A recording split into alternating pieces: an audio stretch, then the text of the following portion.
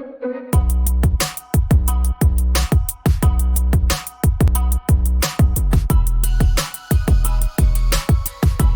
guys, so today's video I'm gonna show you and I'm gonna explain how the sink ice cleaning works. Alright, so for sure you guys seen it a lot of times already. There's a lot of varieties on how they do it, but the main thing you need is ice. Alright, I'm gonna start with saying that crushed ice is better because it can it works better for our experiment. Alright, so first is you're gonna grab some ice. I said I recommend the crushed ice, and then stuff it in there in your incinerator, kitchen incinerator sink, or whatever you want to call it, and then put a lot.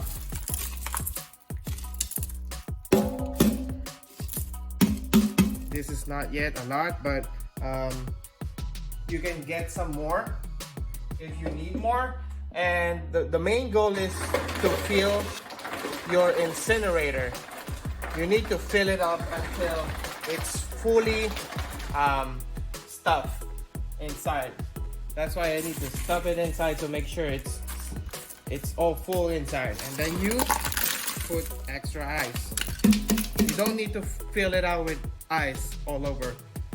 You've seen a lot of varieties of this. They put some soap, some put some soap or like baking soda or whatever they do it. But how this works is the reason they put ice in it is because they solidify all the oil that is inside your incinerator sink or whatever, and it solidifies it to the point that you actually remove it from the incinerator.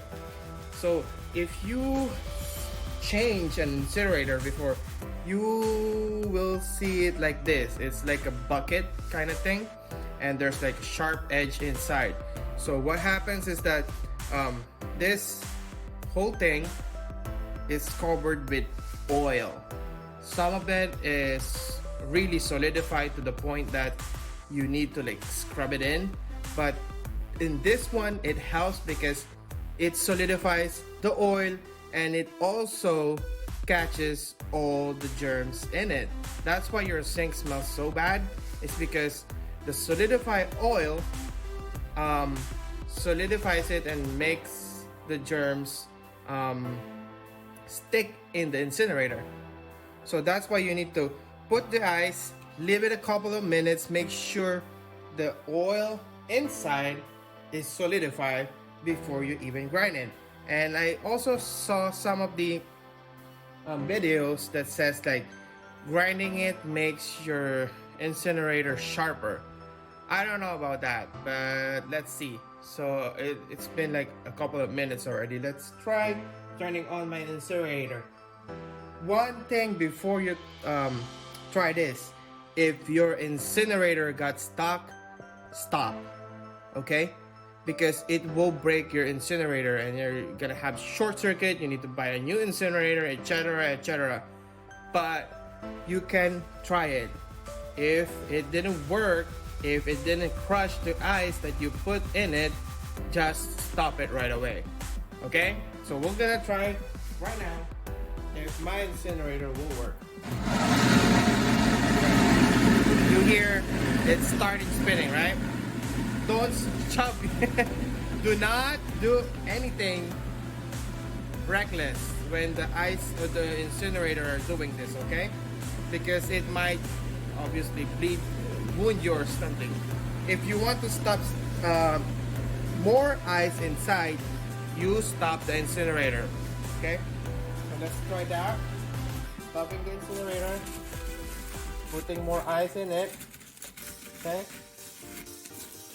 As you can see, it's not gonna empty it even though you incinerate it because there's no water. All right, so you just keep this incinerator on for a while and make sure it's spinning and making the oil inside the incinerator solidify. Alright, and then now let's try one more. Let's stuff more ice in it.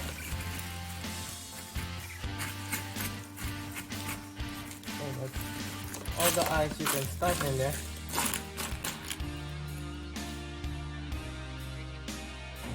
Alright, and then the next step is you're gonna grab some water. Don't put it there yet. Okay?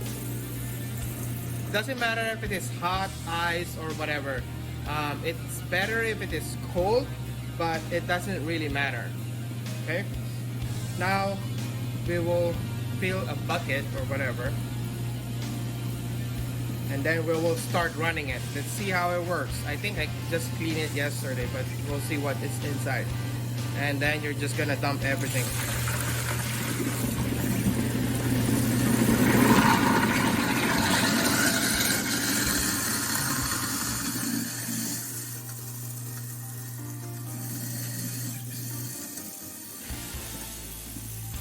Alright, sadly there's no chunks because I already cleaned it yesterday, like I said earlier.